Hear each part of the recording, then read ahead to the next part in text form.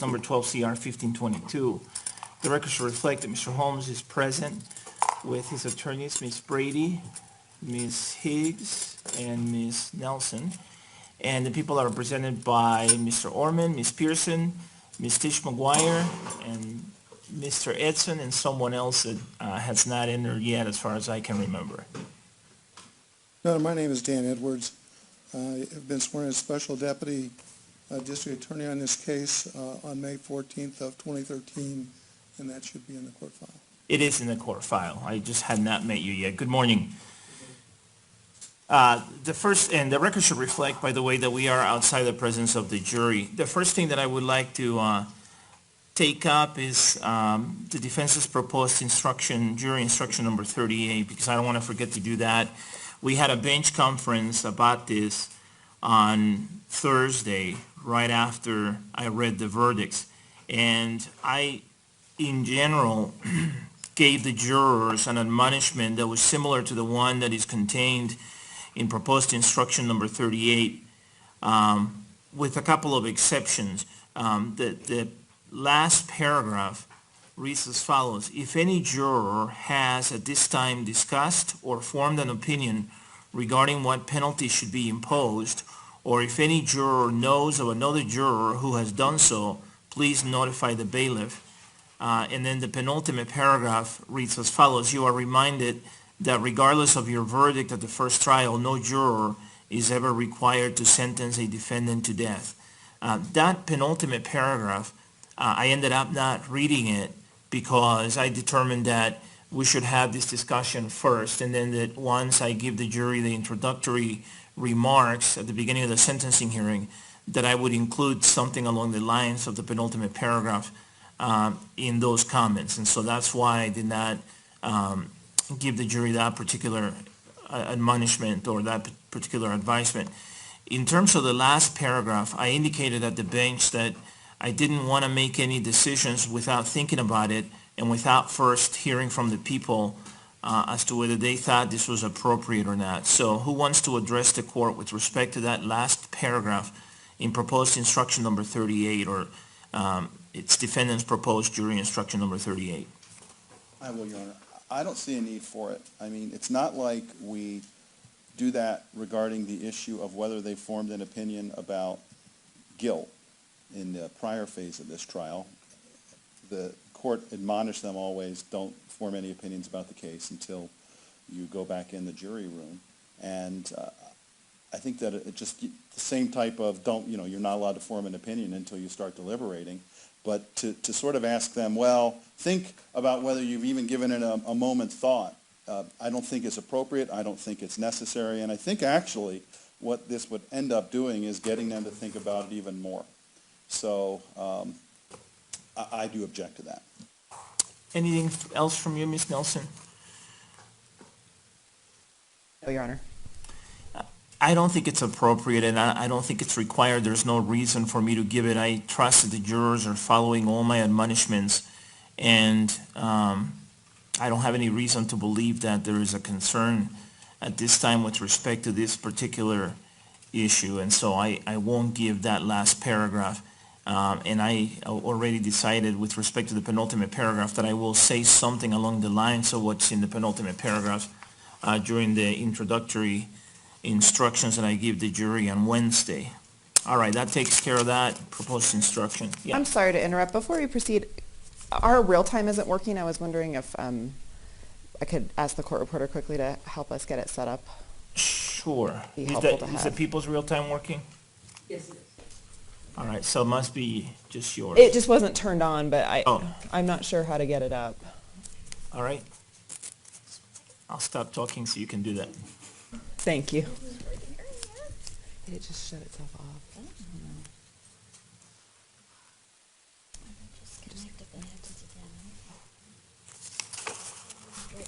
Okay, thanks.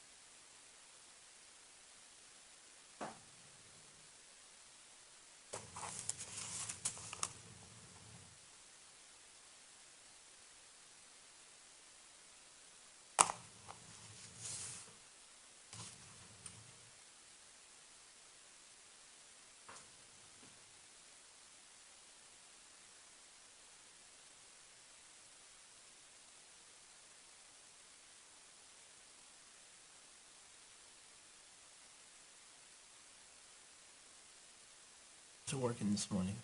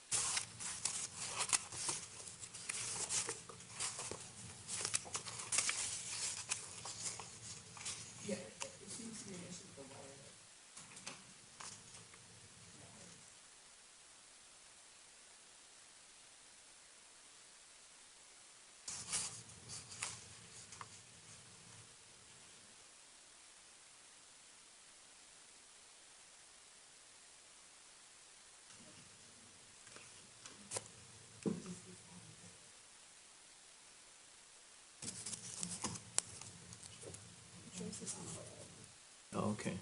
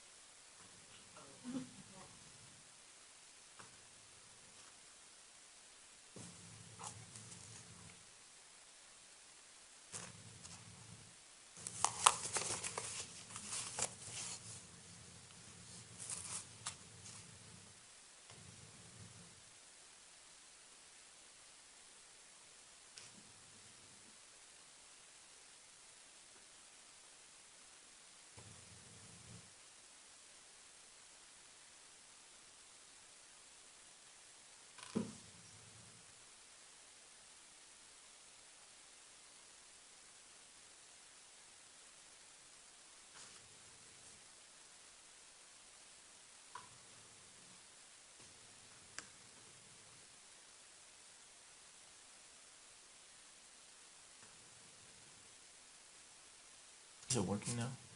Okay, great.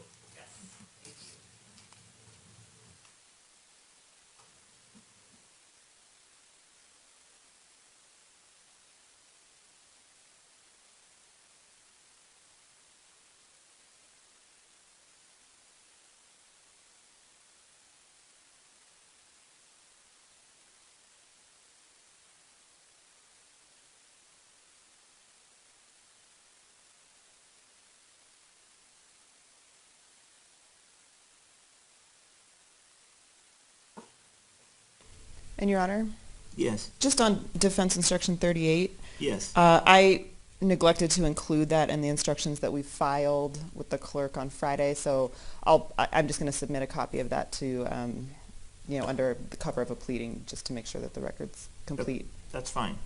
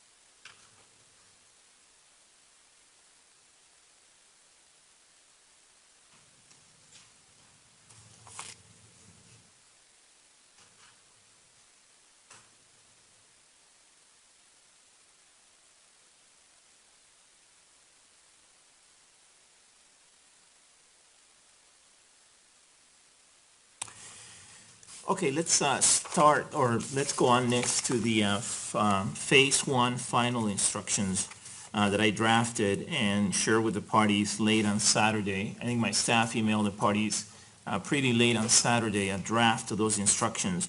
And I want to thank both parties for their work on instructions. I know that people submitted all of their proposed instructions a long time ago, and I know that the defense on Friday, at the end of Friday, submitted its proposed, or part of their proposed instructions, including the proposed final instructions for Phase 1. And so I think it makes sense to start there. After I emailed you that draft on Saturday, I changed some things, but the only instructions that were affected are the elemental instruction and the verdict forms. And so I'm going to have my staff distribute to you a new copy of those, and then I'll go through the changes with you, and we can talk about them, okay? So just to make sure we're on the same page, we also would like to go through the court's introductory instructions as well. I know. We're going to start with these ones.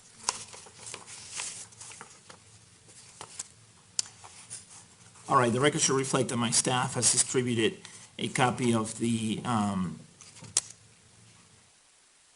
elemental instruction as modified after I sent the parties a copy on Saturday, and also a copy of the modified verdict forms. And what we're going to do is we will file this new set as an amended set, and perhaps mark it as, I think it would be C216A probably, C2, because we're going to mark the initial set that I sent you Saturday as C-216, and then we will mark a whole new set, including the modified elemental instruction and the modified verdict forms, C216A. So what I changed on in the elemental instruction is the first paragraph, and the change is to specify that the burden of proof that the prosecution has is to prove beyond a reasonable doubt all the elements of at least one alleged aggravating factor with respect to each count of murder in the first degree. So I wanted to make it clear that in order to prove an aggravating factor, the prosecution has to prove all the elements of that aggravating factor. And that point was clear before at the end of the instruction, but it was not clear in that initial paragraph. And so now that has been added. It makes it clear as well that the defendant has no burden of proof.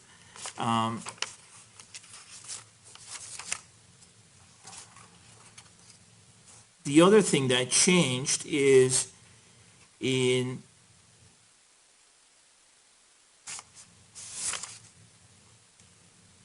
the elements of alleged aggravating factor number 3, created a grave risk of death to another person in addition to the 12 victims of the crimes of murder in the first degree. I read Dunlap yesterday. This is People versus Dunlap, 975 Pacific 2nd, 723, Colorado Supreme Court, 1999. And in that case, the defendant on appeal brought a vagueness challenge to the grave risk of death aggravator. And the court rejected the the challenge, excuse me. But here's what the court said. We find this argument unpersuasive. The statutory scheme set out in section 16-11-103, which by the way was the statute that was in effect at the time, delineates procedures for imposing sentences for Class 1 felonies, and the offense to which subsection 5I, or perhaps it's, 5I I think, aggravator, refers, must therefore be a Class 1 felony. The Class 1 felonies of which Dunlap was convicted were the murders of Sylvia Crowell, Ben Grant, Colleen O'Connor, and March Kohlberg. Although Bobby Stevens was a victim of Dunlap's crimes, he was a victim of attempted murder, which is a Class 2 felony. Hence, Stevens was a person in addition to the victims of Dunlap's murder offenses. This interpretation is consistent with the principle that aggravating factors must narrow the class of persons eligible for the death penalty to a subset of murderers who are more culpable than the entire class of murder defendants. Because Dunlap created a great risk of death to Stevens, in addition to killing 4 people, he is more culpable than he would have been had he killed 4 people without also seriously endangering Stevens. And just so that it's clear, in the Dunlap case, Stevens was mentioned as the specific victim in this particular aggravator. So my interpretation of Dunlap is that what I think the way I think we need to phrase this is to have it the way that I've done it, which is that the jury has to find that the defendant, in the commission of the offense of murder in the first degree, knowingly created a grave risk of death to another person in addition to the 12 victims of the crimes of murder in the first degree. So it can't be that in committing the murder in a particular count, the defendant created a grave risk of death to another victim who was murdered. What I infer from Dunlap is that what the court is saying is it has to be one of the victims who was not, it has to be someone who was not a victim of one of the murder counts. So I've changed the language. Both of the parties, by the way, had similar language to each other, but different than what I have. So I changed it. And I don't know if the parties want to be heard on this, but I think this is the appropriate way of doing it.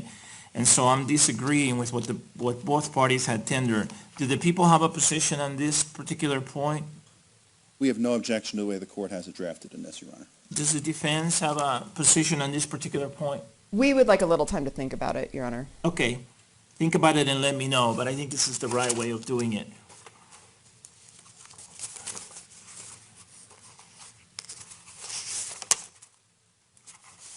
All right, since we're on this, and by the way, so what I did is I changed then the verdict forms consistent with this change, or consistent with that particular change. The other changes, I think, are not substantive and are just as to form. But since we're on this particular instruction now, let's just go ahead and talk about it.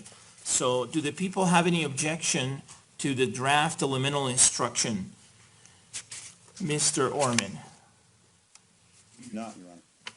Does the defense have any objection to my draft elemental instruction? And for the record, the reason why I waited until Saturday to submit a draft of the elemental instructions, or excuse me, of all the instructions, the final instructions for phase 1, was because I wanted to see what the defense would submit. So I wanted to review what the defense would submit and what objections the defense had to what the people had tendered. And so by waiting from Friday, late Friday, when the defense submitted its tendered instructions, until the next day, it gave me an opportunity to do that. And I, in fact, made some changes to what I had before I sent the parties my initial draft of the final phase 1 instructions. And I incorporated some of the things that the defense was objecting to in terms of the people's tendered instructions, and also I incorporated some things that the defense's tendered instructions had that I liked, that I thought were appropriate.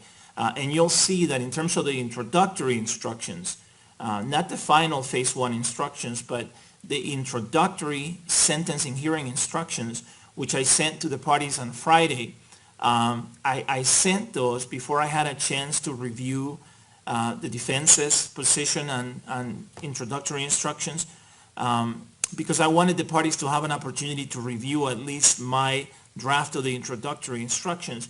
You should know that on Saturday, I reviewed those as well, and I have made some changes to my introductory instructions based on the defense's arguments in terms of the people's tendered instructions, and also based on the defense's tendered instructions. And I will give you those and give you a chance to review them during the break, okay?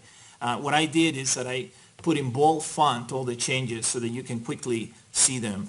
But back to the elemental instruction in the final set of the phase 1 instructions. Ms. Nelson, any objection to any other part of this particular instruction? Yes, Your Honor. Okay, go ahead. I'd first just like to preface this by saying that we maintain all of the previous positions that we've taken in motions that we filed throughout these proceedings. And so this conversation, and as well as the defense tendered instructions we submitted on Friday are not intended to be an abandonment of any of the issues that we've previously raised in any of our previous motions. And for the purposes of this conversation, we are working within the confines of the court's previous rulings on all of these issues.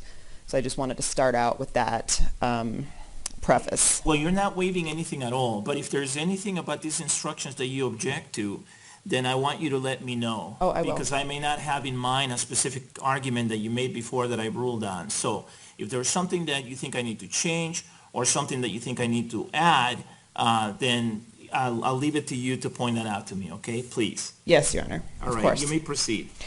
So the first issue I think we need to address, and this actually is an issue throughout the instructions, is this issue that the issue of merger. So in the court's instructions, throughout the court's instructions, it is instructing the jury that it must make these findings with respect to each of the 24 counts of murder in the first degree of which the defendant was convicted. As I think the court could tell, our instruction number 40 instructs the jury that these the 2 counts for each victim merge, the extreme indifference count and the after deliberation count merge into one generic murder conviction for sentencing purposes. I think the law is pretty clear on this. In addition to Candelaria and Lowe, which we relied upon and submitted as a source for our instruction number 40, I also found some capital case law that was on point, namely the Dunlap decision from 2007, as well as People versus Davis, the 1990 Colorado Supreme Court case at 794 P. 2nd 159. So What's the site in the Dunlap decision? the Dunlap decision is 173 P. 3rd 1054, and that's Colorado Supreme Court 2007. Did the court in that case say that the merger happens before the jury deliberates? Yes, by implication. Both of these, both Dunlap and Davis, involved instructions that were given to the jury. And so it wasn't like the issue of merger wasn't the actual issue in front of the court, but it was an issue with an instruction. So I can just direct the court. In the Dunlap opinion, it was at page 1087 to 88. And it was actually an instruction. The issue itself that was raised in Dunlap had to do with a guilt phase instruction, but in the context of discussing that issue, the court addressed this issue of merger. And what the court said was, so in that case, the prosecution had alleged, had pursued 2 different theories of first degree murder after deliberation and then felony murder, and they proceeded on both of those theories. The jury convicted him of both, and then the jury was instructed at the sentencing phase that those 2 merged together. And so it says Dunlap next argued that jury instructions 2 and 13 violated the rule that a defendant can only be convicted of 1 count of first degree murder for a single victim, citing Lowe and Bartoszewski. For each of the 4 murder victims, the jury found Dunlap guilty of both first-degree felony murder and first-degree murder after deliberation. Dunlap argues that those dual guilty verdicts violated Lowe and Bartoszewski, that's Bartowscheski,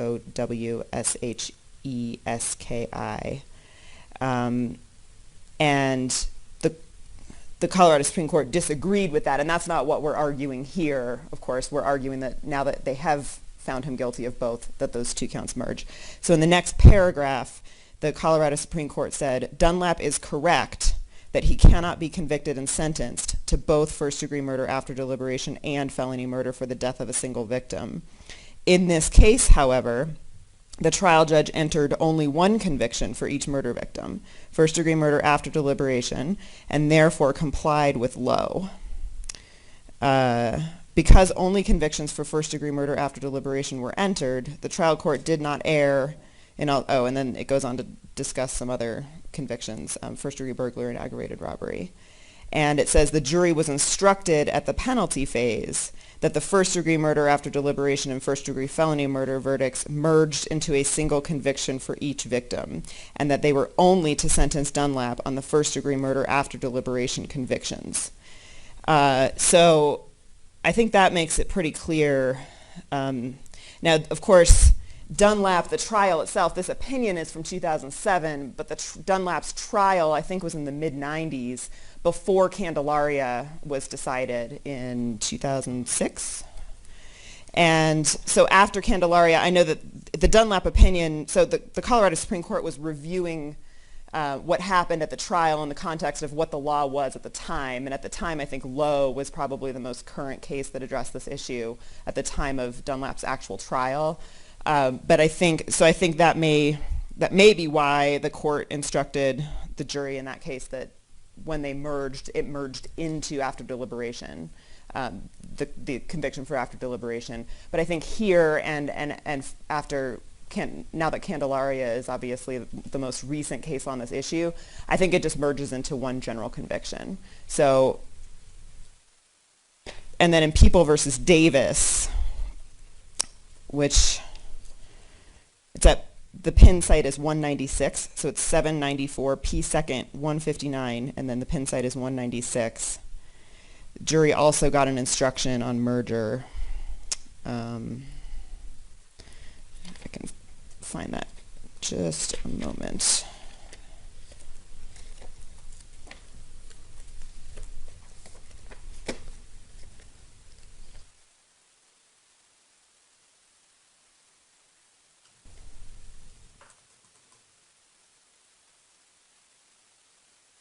So, and again, the actual legal issue is a little bit different, but in the context of addressing that legal issue, the court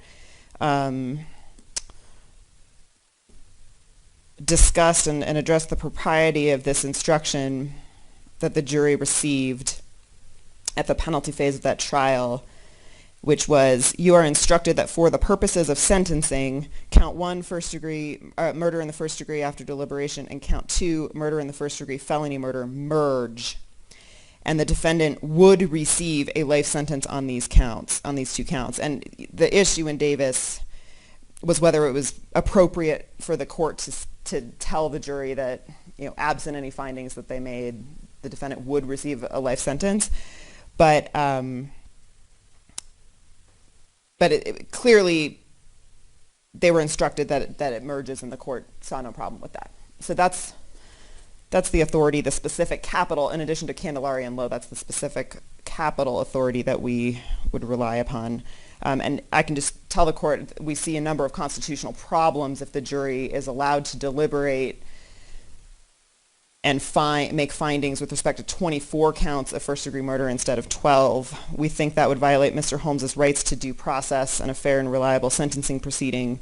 It would also violate the constitutional provision against double jeopardy pursuant to the 5th, 6th, 8th, and 14th Amendments, as well as Colorado Constitution, Article 2, Sections 16, 18, 20, 23, and 25. It's an impermissible doubling up of convictions and aggravators, and requiring the jury to consider and find aggravation 24 times instead of 12 would be prejudicial and would undermine the reliability of the sentence. And I think the other issue, just in a hypothetical world, they could come back with inconsistent verdicts on the aggravators or inconsistent sentences with respect to the 2 different theories of murder, and that would also create a reliability problem with the verdict. We'd also cite to People versus Durre, D-U-R-R-E, 690 P. Second, 165, Colorado Supreme Court, 1984, which is another Colorado case talking about the importance of the reliability of the importance of having a reliable verdict in a capital case. What's the people's position?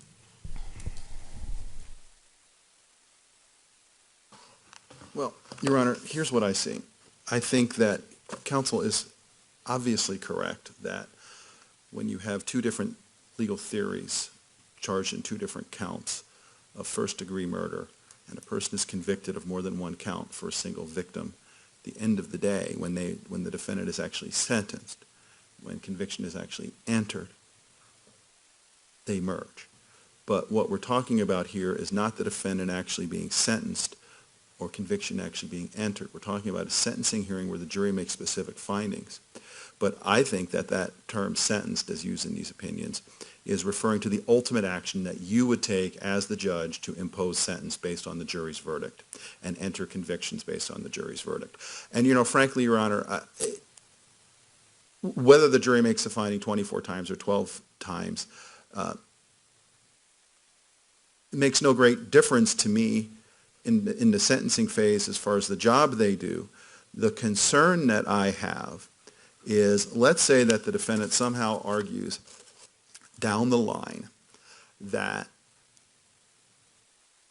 the death penalty should not be allowed for the crime of extreme indifference murder. In other words, let's say the defendant goes to the Supreme Court or the U.S. Supreme Court and says, you've got to limit the death penalty to first-degree murder after deliberation, and that extreme indifference murder should not be a crime that's eligible. Now, I don't think they'd be successful in that, but let's say they make that argument.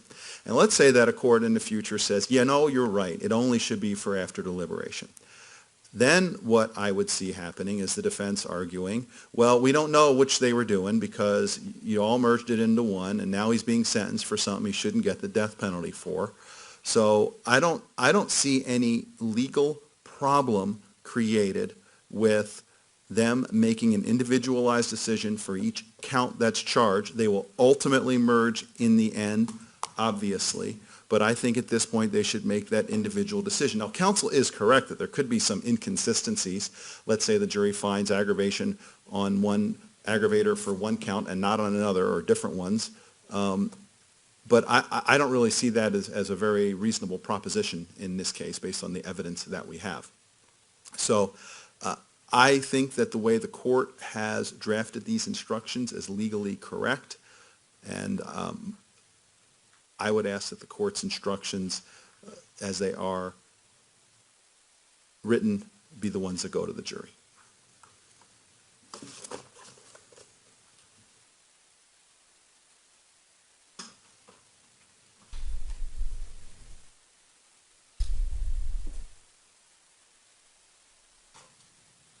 Your Honor, if I may respond briefly. Hold on.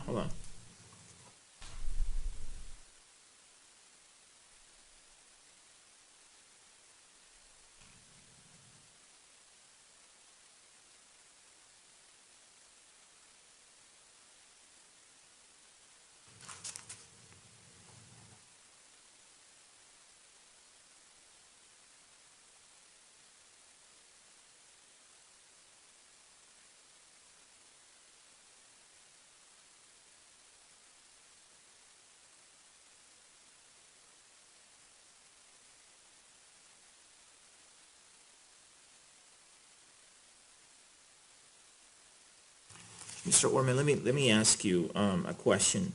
The statute, and I'm referring to 18-1.3-1201, when it talks about the jury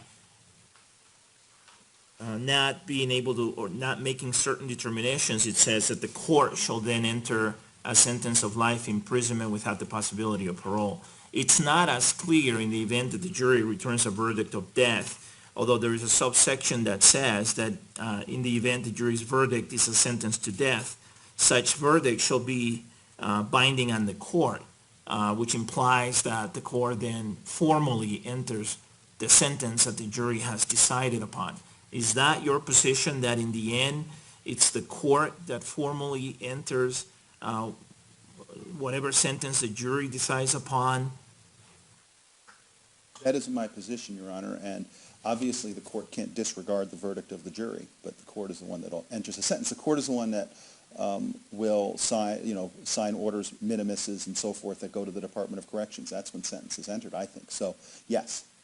Actually, there is one provision that says that if the jury returns a verdict of death, it shall be binding on the court unless the court determines and sets forth in writing the basis and reasons for such determination that the verdict of the jury is clearly erroneous as contrary to the weight of the evidence in which case the court shall sentence the defendant to life imprisonment. So again, that implies that the formality of the entry of the sentence is something that the court does as opposed to the jury. The jury decides what the sentence is, but that the court formally enters the sentence. All right, Ms. Nelson?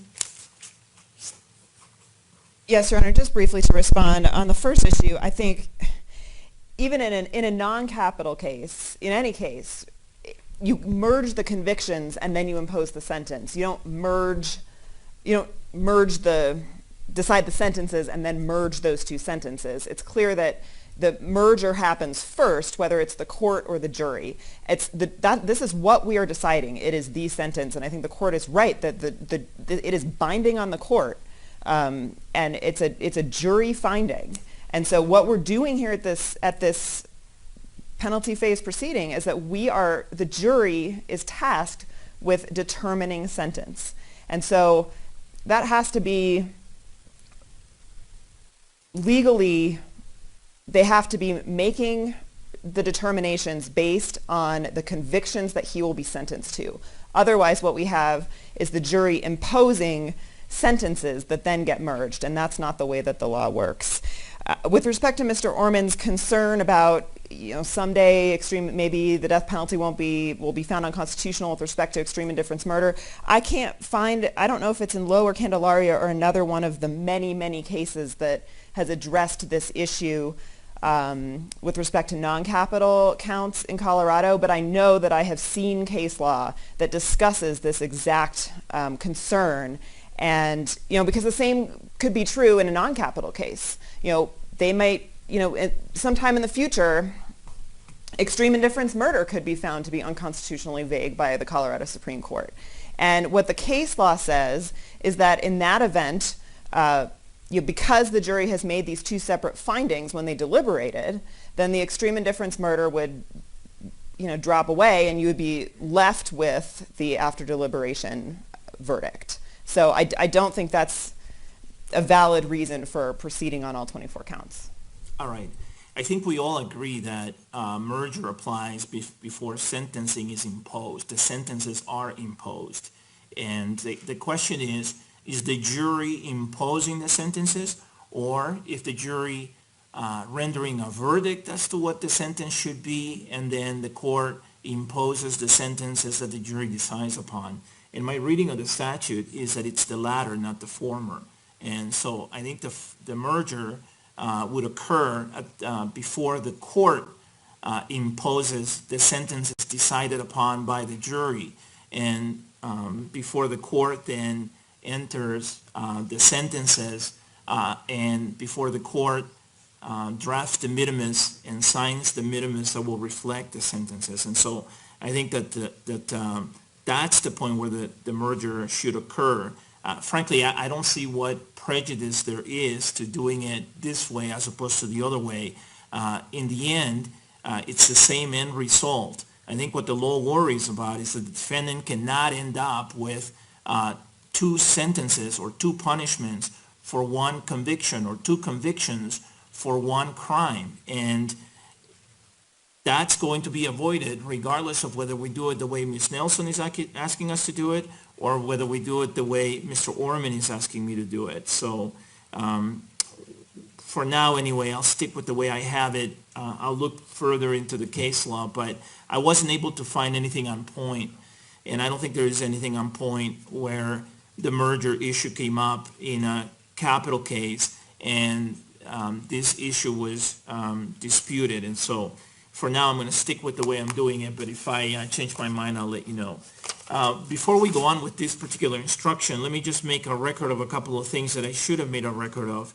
I made a record of the changes that I made to this instruction after I sent it to you on Saturday late in the day.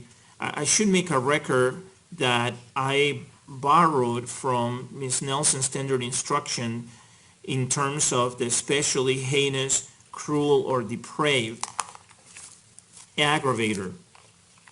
And I did that based on People versus District Court, which is cited at 834 Pacific 2nd, 181, and People versus Davis, 794 Pacific 2nd, 159. The district court cases from the Colorado Supreme Court from 1992, The Davis case is from the Colorado Supreme Court from 1990. And I think based on those cases, I was convinced that I needed to add what I've added to that element or to that aggravator, which is as follows. In order to prove beyond a reasonable doubt that the defendant committed the offense of murder in the first degree in an especially heinous, cruel, or depraved manner as alleged in this aggravator, the prosecution must prove beyond a reasonable doubt that the defendant committed the offense in a conscienceless or pitiless manner, which was unnecessarily torturous to the victim. The tendered instruction from the defense had, in addition to that type of language, had a definition for conscienceless, pitiless, and unnecessarily torturous.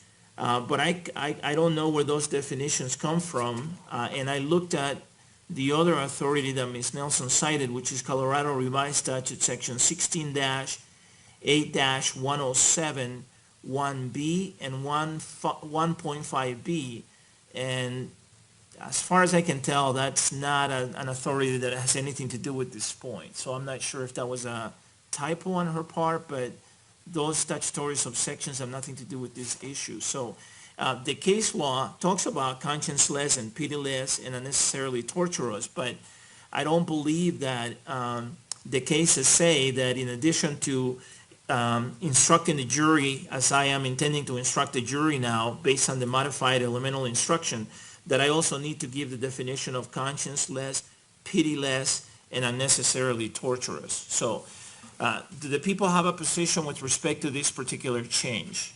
I agree with the court, and I think the court should give the instruction the way it is drafted in this instruction that was handed out. All right, Ms. Nelson, I've given part of the language that you suggested, although you the way you had it in your tender instruction was as follows. In order to satisfy the elements of this aggravator, the prosecution must prove beyond a reasonable doubt that the defendant acted in a manner that was both, 1, conscienceless or pitiless, and 2, unnecessarily torturous to the victim. I see the difference between your proposed instruction just on that point and my proposed instruction as one as to form, not as to substance. And I think mine honors the language from the Supreme Court better, so I'm going to stick with mine. But in terms of the other definitions, I didn't know where those were coming from, and I couldn't find any authority that says that those definitions are either warranted or require, either one. So you want to address the court about that particular aggravator? I do. Before I do that, may I just briefly supplement my record with respect to the merger issue and make sure that I've said clearly, if I didn't before, that the prejudice is that it sounds like the jury is sentencing Mr. Holmes for 24 murders instead of 12. And we also would object because the Eighth Amendment and Colorado Constitution Article 2, Section 20 requires heightened reliability in a capital case. And we would also rely on Ring versus Arizona for the proposition that the jury is, in fact, imposing the sentence, and that is the entire purpose of the sentencing proceeding here. Well, given that the jury was told that there are 24 counts and the jury understands that there are 2 theories for each count, I don't see much of a concern. But you've made your record now. In terms of this particular aggravator, what's your position? Well, just so the court knows, the reference at the very end underneath our sources to 16.8.107 1B, that actually I should have removed that. I had something else in there that I ended up taking out, so that was a typo. Okay. But just so the court knows, the definitions came from that People versus District Court case from 1992. It was the Alan Thomas case, and it was just between, I think it was 1988 and 1991, the Colorado legislature did include specific definitions for these terms in the statute, and then those were later removed. And those definitions are contained within that People versus District Court opinion. So that's where I got them from, just so the court knows. But I don't have any additional argument on that other than to say I think that I would ask the court to give it the way that we've requested and separate out 1, conscienceless or pitiless, and 2, unnecessarily torturous to the victim, just so that it's clear that they have to make 2 separate findings. All right, in terms of the last point, as I said, I'm gonna stick to the way that I have it formatted because I think it honors the language from the Supreme Court. And secondly, in terms of the definitions, People versus District Court did discuss the definitions, but it was in talking about or explaining the statutory definitions that used to exist. They no longer are in existence. In fact, by the time People versus District Court was decided, I believe they were no longer in the books.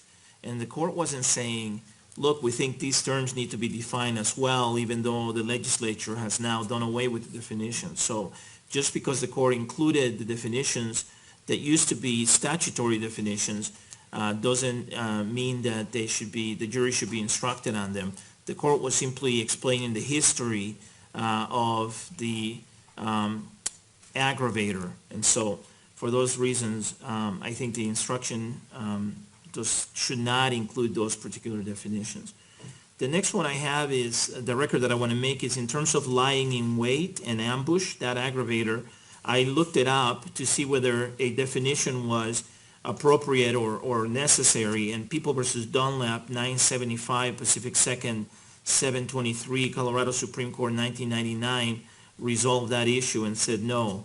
Those are terms that lay people can understand. Those are terms that have a common and plain meaning, and they do not need a definition. The next record I wanted to make with respect to this elemental instruction is about the terms extreme indifference and grave risk of death. Extreme indifference does not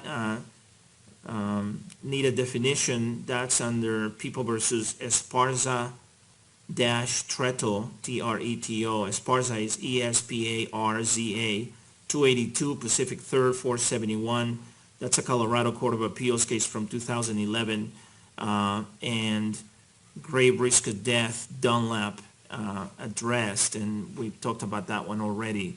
And I think that Esparza-Treto may have also addressed grave risk of death, and the case law in Colorado reflects that it's a common term with a plain meaning that lay people understand, and so that doesn't need to be defined. To interrupt, Yeah. our real time has stopped working, and I just wanted to make sure I got those citations from the court. Okay, Esparza-Treto is 282 Pacific 3rd, 471, Colorado Court of Appeals case from 2011. And People versus Dunlap, it's the one that I have cited before, 975 Pacific 2nd, 723. Are we the only ones again? Mine has stopped as well, so we'll just go forward. Maybe during the break we can call Ms. Martin and see if she can look into it.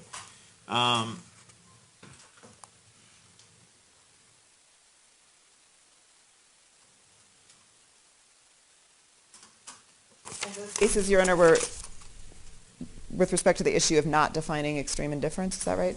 I believe so. Extreme indifference was Esparza-Treto, and I think Esparza-Treto also addressed grave risk of death, but I know that Dunlap addressed grave risk of death because I have discussed it already. So I don't believe either one of those terms needs to be defined, and neither party is asking me to define either one of those terms. I just wanted to make a record of that.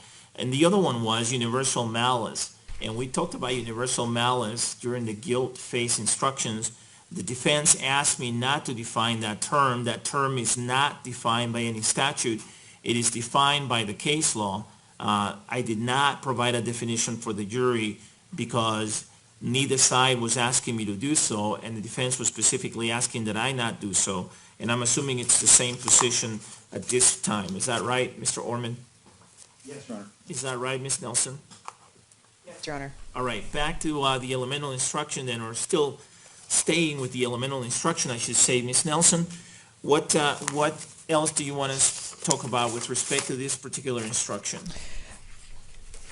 Before I forget, I want to make sure that we maintain our objections to all of the aggravators that were raised in motions D-158, D-159, D-160, D-161, and D-162. Again, you're not waiving anything, so I don't know. I don't think you need to repeat that. But if there is something that you need to have me address now, now is the time to ask me. I don't have those rulings in front of me. So if there's something in the instructions that you're objecting to, you need to make a specific record of that now. So is there anything else in this particular instruction that you would like to talk about? Yes. Go ahead. So this applies actually to all of the aggravators. Well, first we would ask that the court break out the aggravators into separate instructions instead of including them all in one instruction. I think that's easier for the jury to read, and also under Ring versus Arizona, these aggravators are functional equivalents of an element of the offense, and I think they each needed to be treated separately by the jury, and so our request would be to make them separate, each and every one of them separate instructions. I think that's confusing because the people don't have to prove all the aggravators. They only have to prove one, at least one. And if you set them aside so that each one of them has a separate instruction, then it gets confusing. I noticed that in one of your tendered instructions, and perhaps more than one, you actually misstated the burden of proof. You said that the prosecution has to prove all of the aggravators or each aggravator. That's not accurate. Mr. Orman, do the people have a position? Your Honor, my position is that the instruction should be given the way the court has drafted it.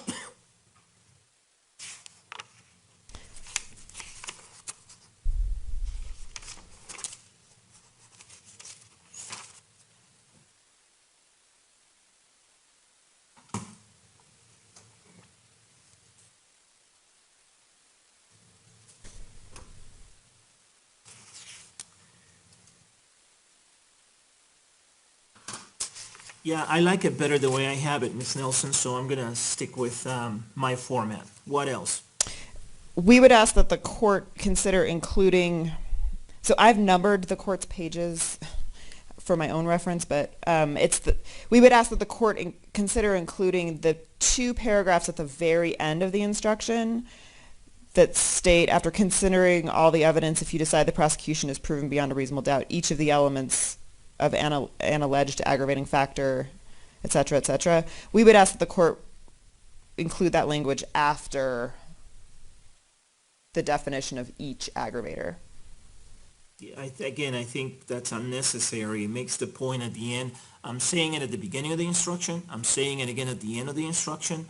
I'm saying it elsewhere in these instructions.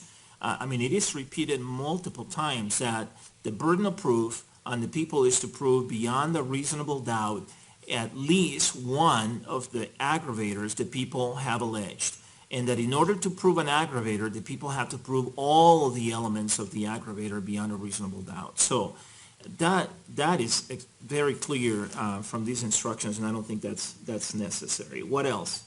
The next concern we have, Your Honor, is just the shorthand terminology that the court has included at the beginning of each aggravator. So it says the elements of alleged aggravating factor number 1, killed 2 or more people are, and then lists the aggravators, and then it goes on to do that in each count.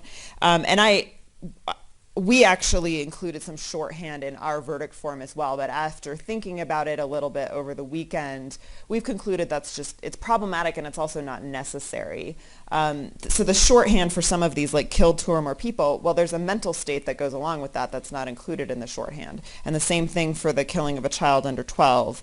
And so we would just ask that the court delete those shorthand titles. It's going to be very clear what those aggravators are after the court reads the elements. And so we would ask that the court just simply state the elements of alleged aggravating factor number 1 are, and then list the aggravators, and then do the same for the remaining 4. I thought about doing that, and I was about to do that, and then I noticed that your number factors and their number factors are different. And that's the problem. Then you get confused and you have an unclear record. Well, what if you two can't agree on which is number 1, number 2, number 3, and number 4, and number 5, then it's difficult. And the benefit of having some kind of descriptor is that it at least avoids any confusion. Well, which one was number 1 again? Which one was number 2 again? It's just an easy reference, and it's an easy way to quickly know what aggravator we're talking about. So if you want, I can modify them so that instead of saying kill 2 or more people, they could read 2 or more people. The other one could read a child under 12 years of age, The next one could read a grave risk of death, and we could leave it at that. The next one could read especially heinous, cruel, or depraved manner. I don't think there's much we can do about that one. And the last one, lying in wait or from ambush, I think that's probably as short as it can get. I just have a concern about simply referring to them by number because I think it lends itself to confusion and to lack of clarity in the record.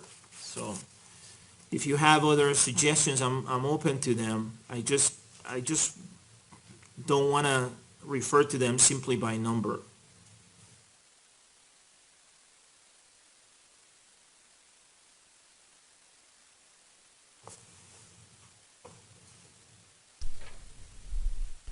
And the truth is, we sort of do it with the elemental instructions that we do for charges. You know, we refer sometimes to count one, murder in the first degree after deliberation. We don't say count one, which charges the defendant with murder in the first degree. It's understood. And I have added the word alleged throughout for that reason, to avoid any prejudice as well. So it says the elements of alleged aggravating factor number one, and then it would read two or more people. And then it would say are, and then it would have the elements. That's an example. But I have used alleged throughout the instructions, even though the parties, I don't think, have done that. I think it's appropriate to do that. My biggest concern is with the second aggravating factor, killed a child under 12 years of age, because there is a very important mental state. It's intentionally killed a child under 12 years of age. So if the court is going to keep any shorthand titles, we would ask that the court add the word intentionally to that title, because otherwise the jury may just assume that that aggravator has been established simply because a child died. You prefer that to just having a child under 12 years of age? Yes. Okay. I think that's an appropriate suggestion, so I will add it. So it'll say intentionally. But that means that to be consistent, I should add it to the other ones as well. So is that okay with you, Ms. Nelson? Well, I think the first one, killed two or more people, the court should include intentionally, knowingly. I mean, that gets complicated. But the others don't. There are some that don't have the mental state of intentionally. So that's a specific request with the child under 12 aggravator. Well, I'm happy to change the title on the first one to read intentionally, knowingly, or with universal malice, manifesting extreme indifference to the value of human life generally, killed two or more people. But if you're fine with just leaving killed two or more people, then I'll leave it like that. So you tell me. We're okay with leaving the first one, two or more people, as the court had Okay, that's fine. about the killed part. All right, what about the third one? Created a grave risk of death to another person in addition to the 12 victims of the crimes of murder in the first degree.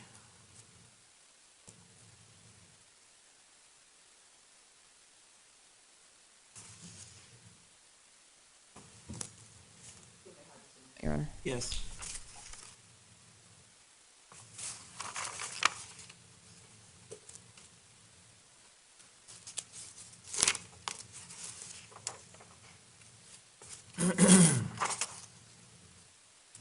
We don't have a strong position on the others. Okay, we'll leave the other ones as they are then. All right. What else, Ms. Nelson? On the page that addresses the killing of a child under 12, Yes. consistent with our argument on merger, we would ask the court to amend the language stating that aggravating factor number 2 is only alleged with respect to the conviction pertaining to Veronica Mosier Sullivan instead of counts 9 and 21. Okay.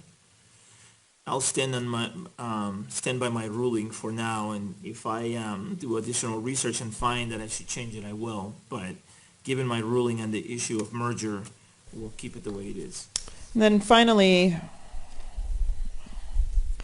we would ask, with respect to the heinous, cruel, and depraved aggravator and the lying in wait aggravator, the way that we submitted the elementals, I think we broke out element B into two separate elements. So it would be committed the offense of murder in the first degree, and then a separate element in an especially heinous, cruel, or depraved manner.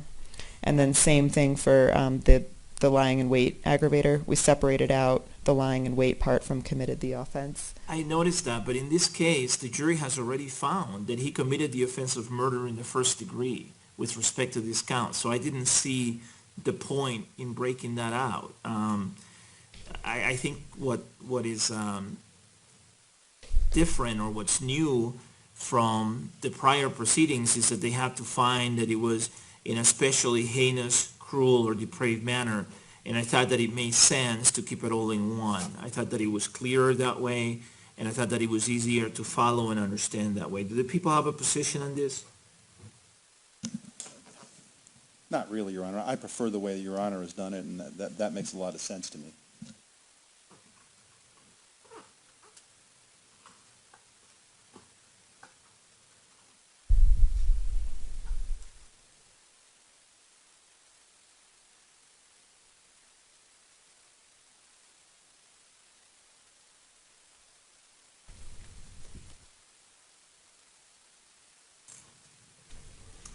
You know, to be consistent with the other elemental, the other elements of, or the elements of the other aggravators, I'll go ahead and break it into two. So I'll grant the request.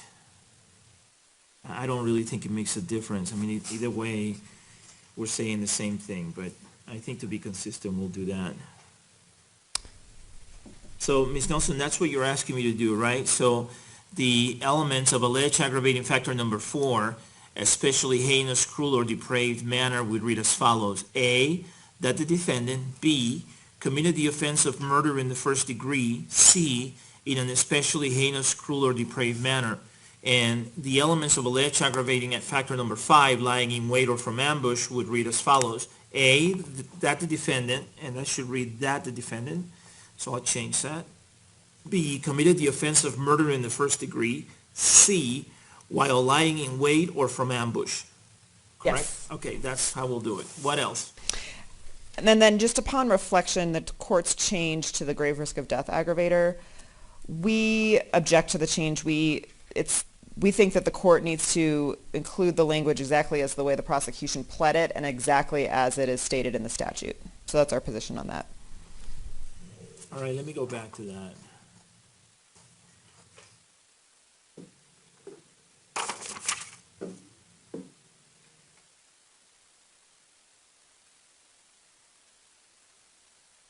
Well, if I take it back to the way that you both tendered that elemental section of the instruction, then it's possible that the jury could find that the defendant created a grave risk of death to someone else who was murdered.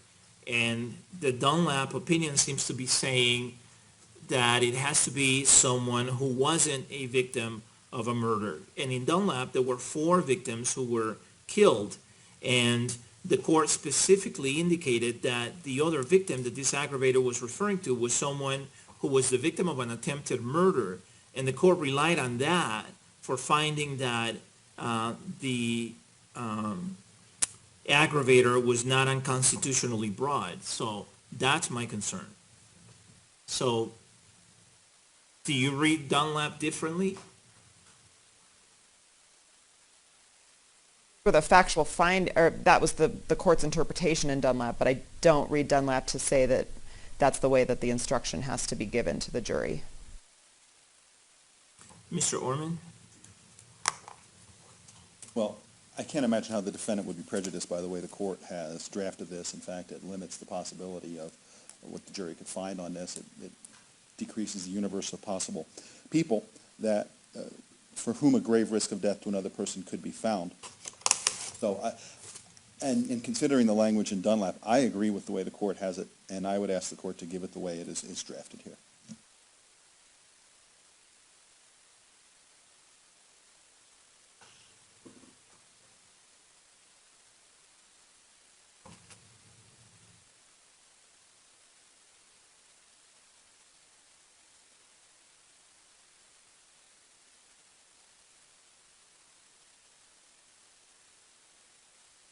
hold on.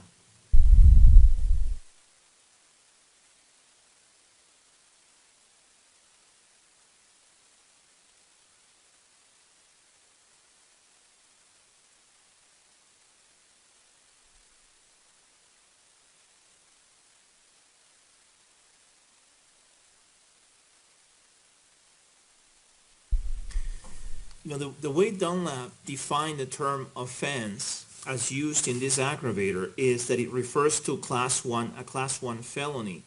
And that's why the court was saying, well, in this case, there was no problem because the court specifically said that the person that this aggravated, the person other than the victim that was being referred to was this Bobby Stevens, who was a victim of an attempted murder, not a victim of a class one felony murder. And that's my concern with leaving the language the way both parties had it. So given the language in Dunlap and given the discussion, I'm going to leave it as I indicated that I would, which is as I have it right now in the amended format, in the amended instructions. Okay, what else, Ms. Nelson?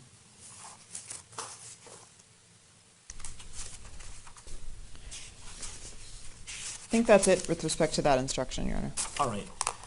Then let's go to the beginning and let's make our way through the instructions. And if you've read through them, then you know that there may be some instructions that you tender that are not instructions in my set, but the concepts in those tendered instructions are incorporated into some of the instructions that I have in my set. So let's go through them. The first one is the one that starts with members of the jury. Phase one of the sentencing hearing has been completed, and then it goes from there. Do the people have any objections to this instruction? No, Your Honor. Does the defense have any objections to this instruction?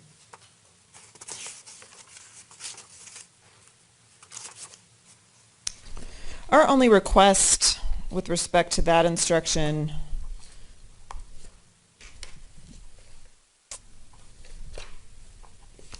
is we would ask the court to consider deleting in the second paragraph on the first page.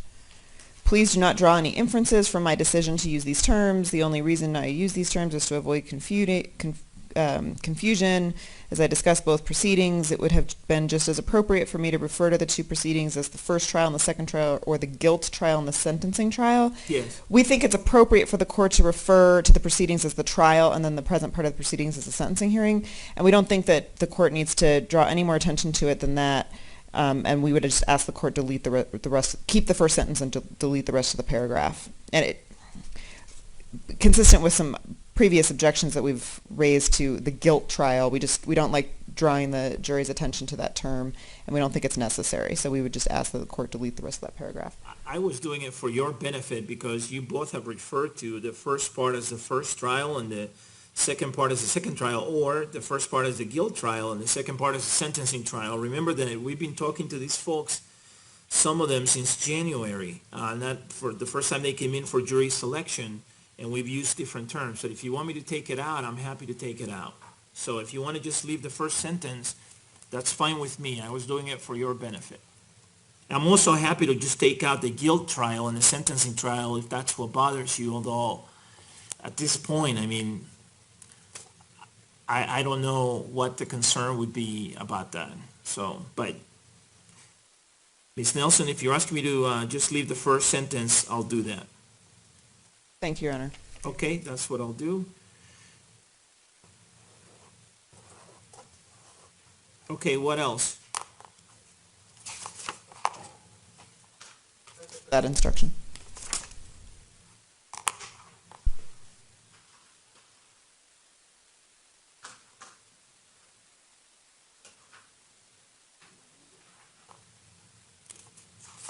Okay, the next instruction is the one that starts with, you are instructed that in determining whether the prosecution has met its burden of proof in phase one of the sentencing hearing, you are to give separate and individual consideration to each alleged aggravating factor with respect to each count of murder in the first degree. And I incorporated some of the concepts in the defense's instruction in this one but we'll start with the people. Mr. Orman, do the people have any objection to this particular instruction? Your Honor. All right, does the defense have any objection to this instruction? Yes, Your Honor. Just, again, on the same topic of merger, we would ask the court to change each reference to count of murder in the first degree to conviction, because our position is that the two counts for each victim merge into one conviction. And then at the bottom of that first page, it would say, based upon your earlier verdicts, the defendant has been convicted of, or has received 12 convictions for murder in the first degree. I've tried to avoid using the word convicted because it's a term of art under the law and it has a specific definition. In terms of the merger issue, I've ruled on it for now. If I change my mind, I'll let you know. But what I will do is, instead of saying has been convicted, I'll say the defendant has been found guilty of 24 counts of murder in the first degree. What else? And then on the next page, it's the last sentence of the instruction where it says, your phase one sentencing verdict with respect to each count must be unanimous. I think the law recognizes non-unanimous verdicts at sentencing, and so I think perhaps it would be correct to state, instead of each count, each aggravator, or perhaps if the court was intending to say, right, sorry, I'm just looking at my notes. Before finding the existence of any particular aggravator, the jury must be unanimously convinced beyond a reasonable doubt that the prosecution has proven that particular aggravator at issue. Well, the sentencing verdict with respect to each count refers to the jury finding that either the that it is unanimously finding the prosecution has proven beyond a reasonable doubt at least one aggravating factor, or that it is not unanimously finding that. Do the people have a position? Well, not really, Your Honor, although frankly, I don't mind the suggestion that Ms. Nelson had regarding this sentence. Or what if I just delete that last sentence, Ms. Nelson? Moment then to see how that would read. Yes.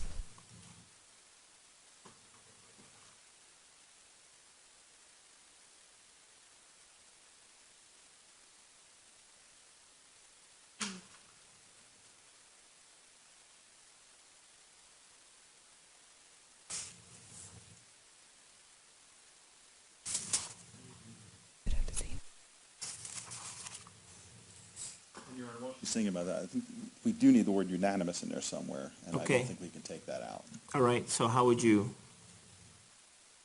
I mean, I think What do you you could say? include unanimously in between. It could say you must unanimously decide whether the prosecution has proven beyond a reasonable doubt the existence of at least one alleged aggravating factor. I don't know that that takes care of it. You must unanimously decide whether. That still doesn't seem to take care of it.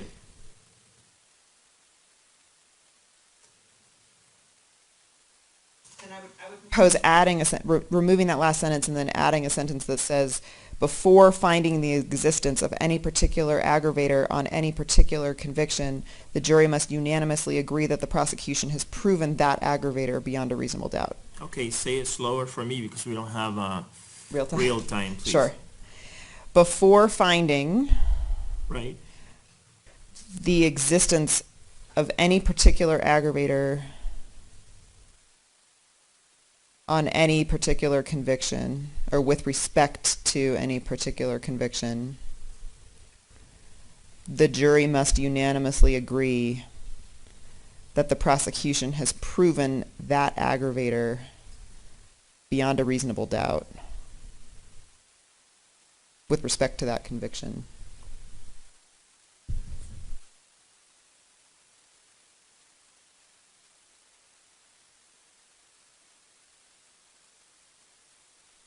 I don't know if you need that last with respect to that conviction. I may have said that twice.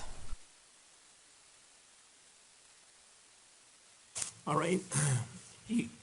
I'll modify what you just suggested a little bit. It would read as follows. Before finding the existence of any alleged aggravator with respect to any count, the jury must unanimously agree that the prosecution has proven beyond a reasonable doubt that aggravator. I think it should say aggravating factor, not aggravator, which is the way it's referred to elsewhere. But if, with that change made, Your Honor, I don't object to that. Okay. All right, I'll change. I think I agree with Mr. Orman that we should be consistent.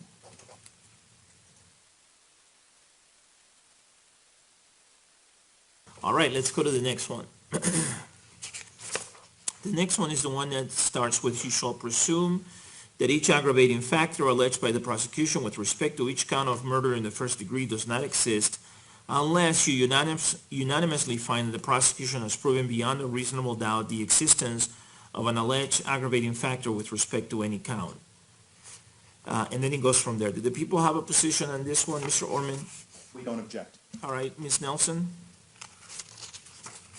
With that first sentence is that it makes it sound like the presumption goes away once any aggravator is found. So we would ask the court to rephrase that. With respect to each conviction, you shall presume that each aggravating factor alleged by the prosecution does not exist unless you unanimously find that the prosecution has proven beyond a reasonable doubt the existence of that alleged aggravating factor as it pertains to that particular conviction. And that would take care of our concerns.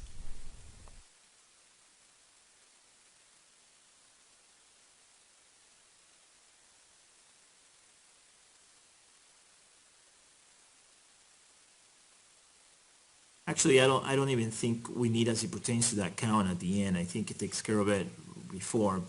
What about this? With respect to each count of murder in the first degree, you shall presume that each aggravating factor alleged by the prosecution does not exist unless you unanimously find that the prosecution has proven beyond a reasonable doubt the existence of that alleged aggravating factor. That's fine with us, Your Honor. Okay, great.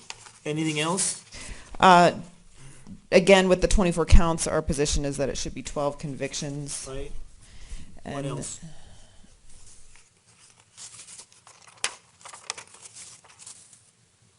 And then our request would be to make, reasonable doubt is obviously a very important concept throughout these proceedings, and we would ask that the court make the reasonable doubt instruction contained at the end of that instruction as a standalone instruction. Yeah, I put it at the end because it sort of mirrors the way that the guilt phase instructions do it, but I don't have a strong preference one way or the other. Do the people have a position on this? No, Your Honor. All right, I'll make it a separate instruction at the defense's request. All right, the next one starts with, you are instructed that the fact that the prosecution seeks the death penalty in this case is entitled to no weight whatsoever in your decisions in phase one of the sentencing hearing. Any objection from the people, Mr. Orman? No, Your Honor. Any objection from you, Ms. Nelson?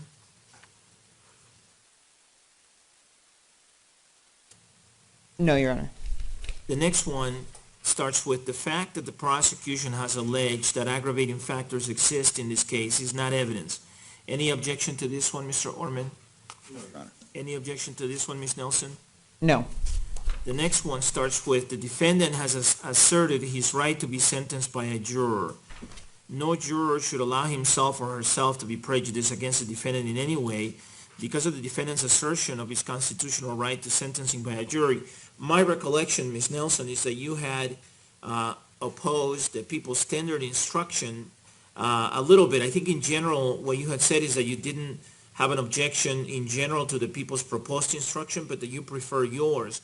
And I couldn't find one that you tendered along the lines of what this instruction says. But first, let me ask the people, do you have an objection to this particular instruction? No, Your Honor. All right, Ms. Nelson, I may have missed it, or I may have misunderstood your comment, but that's what I thought you were saying with respect to this instruction. And, I honestly, without looking through the people's proposed instructions, I can't tell you. I don't remember if they proposed an instruction like this. I know that I made a similar comment with respect to the proposed instruction about the right not to testify, but we would object to this instruction being given at all. we think that it suggests that Mr. Holmes has done something, he's made some sort of separate request to be sentenced by a jury when in fact, if he didn't want to be sentenced by a jury, there would be a complicated waiver process that we would have to go through. So we object to this instruction being given. We ask that it not be given. And I may not have included it if I had thought that you objected to it.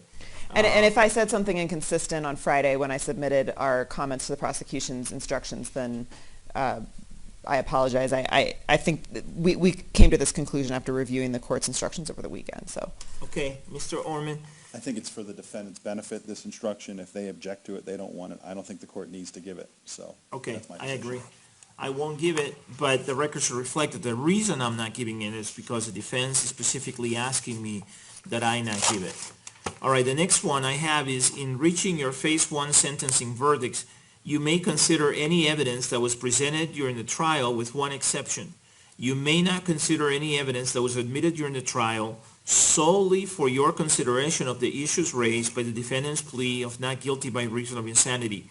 Additionally, the court reminds you that during the trial, it admitted other evidence for a limited purpose. You may consider such evidence in making your decisions in phase one of the sentencing hearing only for the limited purpose I told you about when it was admitted. And I have emphasized the word other, as in other evidence, by making it bold font. And this was one that I drafted based on what I read in the defense's objections to the people tender instructions. Mr. Orman, do the people have any objection to this instruction? We don't, Your Honor. I am trying to think of what that other evidence is, and nothing is popping to mind right away. There was, for example, there were some emails that were admitted, and I told the jury that to the extent that there were statements by someone other than the defendant, that they were only being admitted to make the defendant's statements intelligible and to place them in context. So. Thank you for refreshing my memory, Your Honor. That is absolutely correct. I do not object to this instruction. Okay. And there may have, I think there was other evidence along those lines too. For example, there was evidence that I admitted that I told the jury it was not hearsay because it was being admitted for something other than the truth of the matter asserted. And so this was the best I could do, but I think it's an accurate instruction and a complete instruction. Ms. Nelson, does the defense have an objection? To this instruction, Your Honor, no. Okay, great. And thank you for pointing that out in your comments, because that's what brought it to my attention. I appreciate you doing that. And let me just say, I very much appreciate all the hard work that both sides have done on instructions. It makes my job a lot easier. I know that you've worked on them, Ms. Nelson. I know that not only did you tender your own instructions, but then at my request, you actually submitted specific comments to the people's tendered instructions, which was very helpful to me. So I very much appreciate you doing that. All right, the next one starts out with, regarding the evidence admitted during the trial that you may consider in reaching your phase one sentencing verdicts, the court reminds you that a fact may be proven by either direct or circumstantial evidence. Let me just say that with respect to the next few instructions, that they are instructions from the guilt phase of the trial, or the first part of the trial, with the proceedings that we just finished. And I thought that it made sense to include the initial phrase regarding the evidence admitted during the trial that you may consider in reaching your phase one sentencing verdict. The court reminds you that, and then it goes on from there. I just want to make sure that the jury understands why we're giving the instruction. I think that people had included these instructions without that phrase, that introductory phrase. I think Ms. Nelson had indicated, I don't think it's necessary because neither side is intending to present any evidence in phase one. And then I was concerned the jury would be confused. Why are they giving us this instruction? There was no evidence presented. Well, I think the reason we have to give it is because the jury can still consider the evidence that was admitted during the trial. And as long as that's the case, and I think we need to give it and then just sort of explain to them with the introductory phrase why we're giving it to them now. So, Mr. Orman, do the people have any objection to this instruction? I don't, Your Honor. The only comment I would have is it seems to be something going on with the formatting on that first paragraph, especially the left justification. Okay, I'll check that out. Thank you.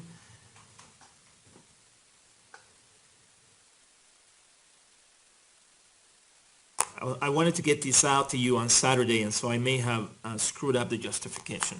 All right, Ms. Nelson, We don't have anything additional, Your Honor. We just maintain that we don't think it's necessary. the justification doesn't bother you? I did notice that as well. Okay. All right, the next one is regarding the evidence admitted during the trial that you may consider in reaching your phase one sentencing verdicts. The court reminds you that the number of witnesses testifying for or against a certain fact during the trial does not by itself prove or disprove that fact. By the way, the previous instruction went on to talk about direct or circumstantial evidence, just so that the record is clear. Any objection to this instruction about the number of witnesses testifying for or against a certain fact, Mr. Orman? No, Your Honor. Ms. Nelson? I think it's necessary, but if the court is going to give it, it looks like there is a small typo on the second line. It should read, the court reminds you that the number of witnesses. Thank you for catching that. Yes, I appreciate you letting me know. I will make that correction. The next one is regarding the evidence admitted during the trial that you may consider in reaching phase one sentencing verdicts. The court reminds you that you are the sole judges of the credibility of each witness who testified during the trial and the weight to be given to each witness's testimony. Any objection from the people? None, Your Honor. Any objection from the defense? No, Your Honor. The next instruction reads as follows, at least the beginning of it. Regarding the evidence admitted during the trial that you may consider in reaching your phase one sentencing verdicts, the court reminds you that you're not bound by the testimony of witnesses who testified as experts during the trial. The credibility of an expert.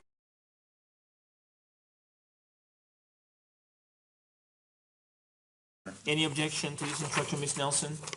We maintain our position that this one is not needed either, and our particular concern with this instruction is that so many of, not all, certainly there were other types of experts who testified during the trial, but many of the experts who testified at the trial testified as to issues pertaining to Mr. Holmes' sanity that the jury's not allowed to consider. So that's our concern with giving that instruction.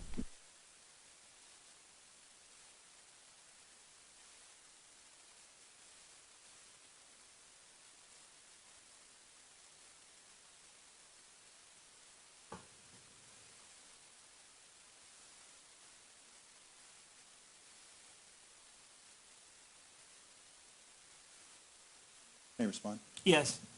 I understand what counsel's saying, but the specific experts that I think would really pertain to this would be Brent Mills and Dale Higashi, who testified as to the firearms, the ballistics, and so forth, and for the risk of death to another, and I think for the extreme indifference in the other instruction.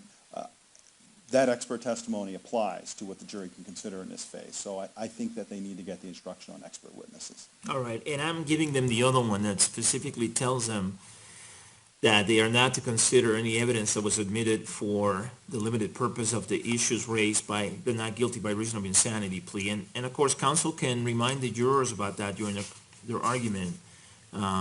So if you want, I'm happy to remind them again about that in this instruction, Ms. Nelson. I don't have a problem doing that. I don't think it's necessary because I'm already telling them that, but I do think I have to give this instruction, so. And we would ask that the court then consider modifying the instruction just to make it clear which experts, make it clear the experts that testified about Mr. Holmes' sanity and that they're not permitted to consider that as aggravation.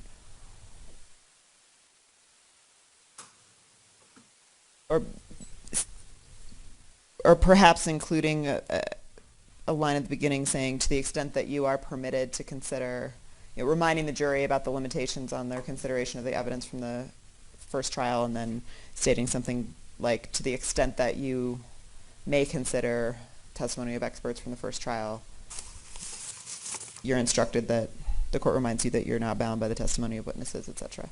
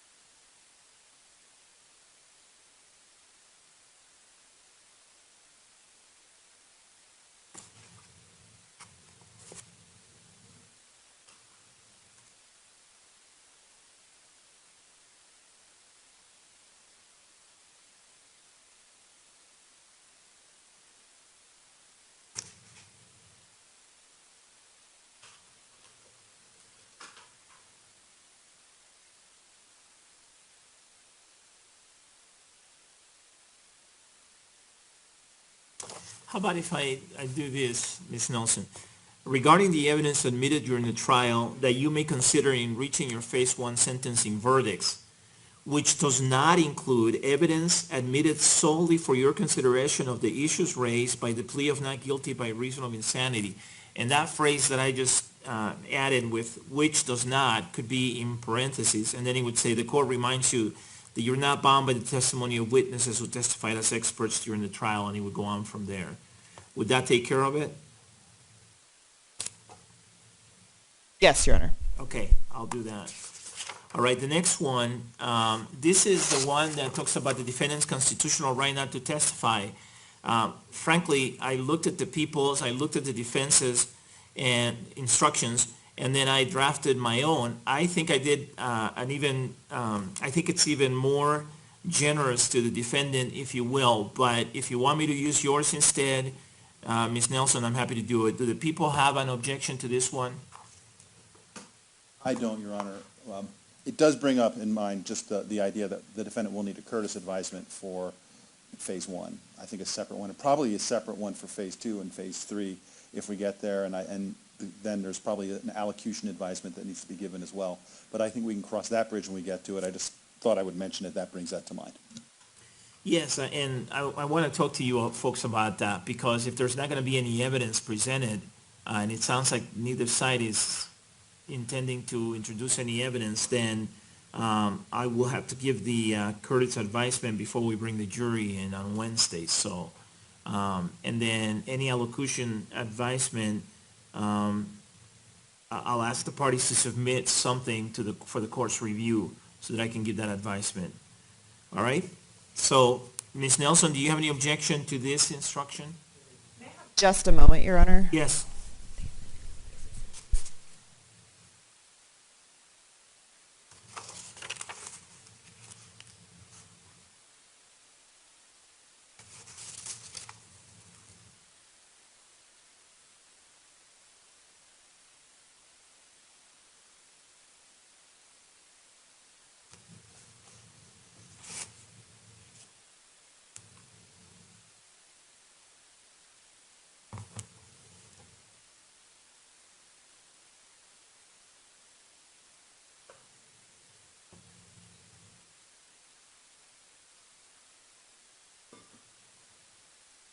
One modification Yes. we would request, which would just be to end that last sentence after aggravating factor. It's a little bit long. Okay. And change "and" to "any," so cannot be used as a reason to find that the prosecution has proven any alleged aggravating factor, period. Okay, I'll make those changes. All right, the next one we've talked about, that's the elemental instruction, so we can skip it now. That brings us to the one that starts with certain words and phrases used in the aggravating factors alleged have particular meanings, and it goes from there. And really the only difference, or the main difference that I saw between the tendered instructions from the parties, was that the people use words and phrases, and I think the defense used mental state or state of mind. And I had some concerns about using state of mind or mental state, and I thought it was more appropriate to use words or phrases. Do the people have any objection to this instruction? No, Your Honor. Does the defense, Ms. Nelson? The only record I would make is that we raised an objection to a similar instruction at the merits phase conference regarding that sentence, "It is immaterial whether or not the result actually occurred," and we would just maintain that objection. But otherwise, we don't have any additional objections to the instruction. All right, thank you. And that's part of the definition of intentionally or with intent, so that will stay in there. That's a statutory definition. The next one is about submitting written questions to witnesses during the trial. And I thought it was appropriate to give it even because it's referring to during the trial. Any objection from the people? None, Your Honor. Any objection from you, Ms. Nelson? No. The next one has to do with note-taking. I did not include this one in the instructions that I gave at the end of the trial, but I did give it orally. I've given it a couple of times orally. I gave it at the beginning before opening statements, and I gave it at the end right before closing arguments. One of you submitted it or included it in your tender instructions, and I didn't see any harm in adding it. Any objection from the people? No, Your Honor. Any objection from the defense? No, Your Honor. The next one has to do with, once you begin your deliberations, if you have a question, your foreperson should write it on a piece of paper, sign it, and give it to one of the bailiffs who will bring it to me. This is the same one that we use at the end of trials, and I think it's appropriate here. Any objection from the people? None, Your Honor. Any objection from the defendant? No, Your Honor. And then the next one is the last instruction, which talks about the verdict forms. And it starts with following the attorney's arguments at the end of phase one of the sentencing hearing. The bailiffs will escort you to the jury room so that you may deliberate. I have drafted sentencing hearing phase one verdict forms, and I've included a couple of sample forms for the parties. One for count one, and the other one is for, I believe, count 9. Yes, and each of my verdict forms has two parts, Part A and Part B. And I know that this is a little different than what the parties submitted. I will make the changes to Part B consistent with the changes that I made in the elemental instructions in terms of the title to aggravating factor number 1. It will read intentionally, or actually was it not number 1, it was number 2, intentionally killed a child under 12 years of age.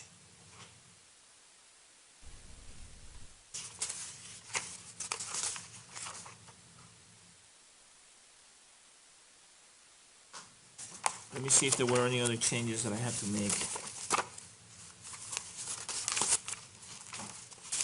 based on the changes to the elemental instructions,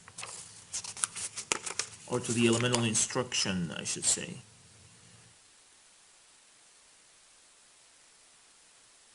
I think that's the only one. All right, do the people have a position on the last instruction and the verdict forms? I think that the court's instruction and verdict forms are correct and should be given as the court has provided them. All right, Ms. Nelson, any objection from you? Couple of things, and then if I can just have a moment to confer with my colleagues about one additional thing. The first would just be the objection to the 24 verdict forms and references to counts instead of convictions that Okay. relates to the merger issue. Second is that on the second page of this last instruction, it looks like there's a typo in the middle of that first paragraph or towards the end where it says "in that event." Oh, yes, I see it. Thank you. I will take out that period. Actually, it's repeated, so I will fix that. And then, again, on the verdict form, we would object to having count 1 and then murder in the first degree after deliberation, consistent with our arguments on the merger. It should just say conviction and shouldn't reference, it should be merged pursuant to Candelaria into one general conviction for first degree murder. And then if I may just have a moment to confer with my colleagues about one Yes. other issue. Yes, you bet.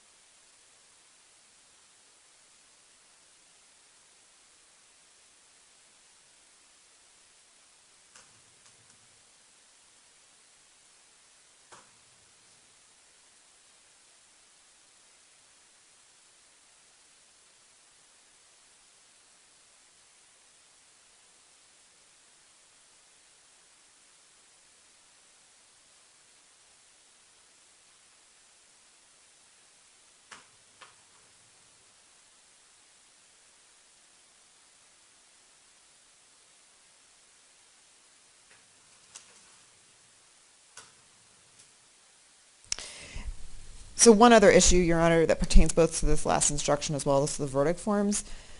On the second page of the instruction, in the last sentence of the first paragraph, in that event, the jury will render a sentencing verdict of life imprisonment without the possibility of parole on that count. We would ask the court just rephrase that to state, in that event, Mr. Holmes will be sentenced to life without parole on that conviction. And then along with that, we would ask the court to make a similar change on the verdict form under subsection 2 of Part A. The sentence at the end of that subsection that says, therefore we, the jury, render a sentencing verdict of life without parole. We would ask the court to omit that, and then instead, in the section with the double asterisk, include a final sentence that just says, Mr. Holmes will receive a sentence of life without parole. I did it based on 18-1.3-1201, and it is subsection 2B, small b, Roman numeral 1. It says, in the event that no aggravating factors are found to exist, as enumerated in subsection 5 of this section, the jury shall render a verdict of life imprisonment, and the court shall sentence the defendant to life imprisonment. So I was trying to to follow the statute and track the language in the statute. Do the people have a position on the last request, Mr. Orman? I think the way the court has done it is more appropriate. I do as well, so I'm going to leave it the way it is. That last request is denied. All right, are there any other instructions that the people want to tender in terms of the final Phase 1 sentencing hearing instructions, Mr. Orman? Not regarding Phase 1, Your Honor, no. All right, any other final Phase 1 instructions that the defense wants to tender, Ms. Nelson? May I have just a moment, Your Honor? Yes.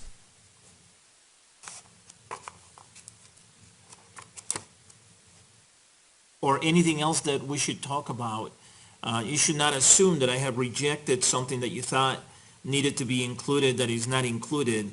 It's possible that I missed it, given how many instructions I'm dealing with. I've got the people's standard instructions, I've got your tender instructions, Ms. Nelson, and I got Ms. Nelson's comments with respect to the people's standard instructions, and then I've got my draft, and so it's very possible that I may have missed something.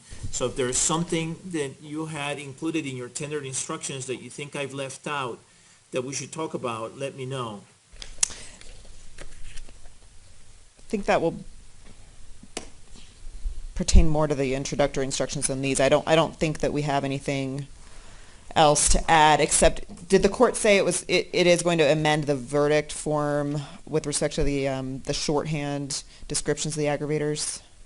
Yes, just number 2, right? You said the other ones you were okay with. I think the first one, didn't we agree to take out killed and just have it read 2 or more people?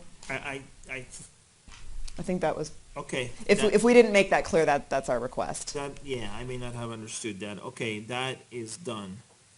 And then along the same lines as, I just want to make sure I preserve this, going back to, it's the 9th page of the instructions that the court sent to us over the weekend. It's the instruction that begins, you shall presume that each aggravating factor alleged by the prosecution. It's the second page of that instruction. Oh, okay. It's just a similar objection. It's the same objection that we just raised with respect to the verdict form in that last instruction, where it says the jury will render, it's on the second page of that instruction, the jury will render a sentencing verdict of life imprisonment without parole on that count. We would just ask the court to rephrase it, stating that Mr. Holmes will receive a sentence of life imprisonment without parole on that count.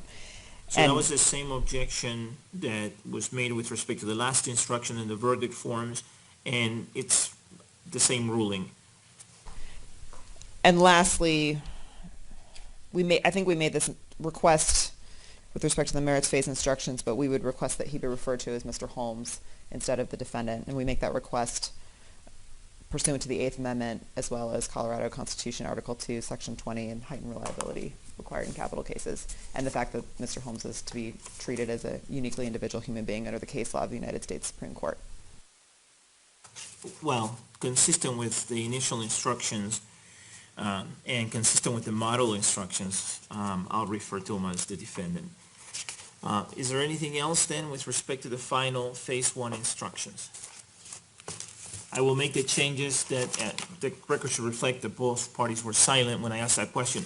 I will make the changes that I said I would make, and so once I have the amended instructions, I will have my staff distribute them to you for your review. We're gonna take a break. We've been at this almost 2 hours, so my court reporter needs a break, my staff needs a break, and I'm sure you folks need a break. During the break, I'm gonna have my staff distribute to you the modified introductory instructions for the sentencing hearing if they haven't distributed them already. We have them, Your Honor. You have them? Okay, I'll give you a chance to review them. Again, I've made in bold font any changes, or I've tried to do that, so I'll take a break. You folks can review them, and then we'll proceed from there, and then perhaps we can talk about the courtesy advisement and any allocution advisement as well at that point, okay? How long? How long do you need? Maybe slightly longer than the normal break, like half an hour, just to make sure we can get through these. if I'll have that's my okay. staff check with you, Okay. and then when you folks are ready, I'll come out, Okay. okay? All right, thank you. The court will be in recess.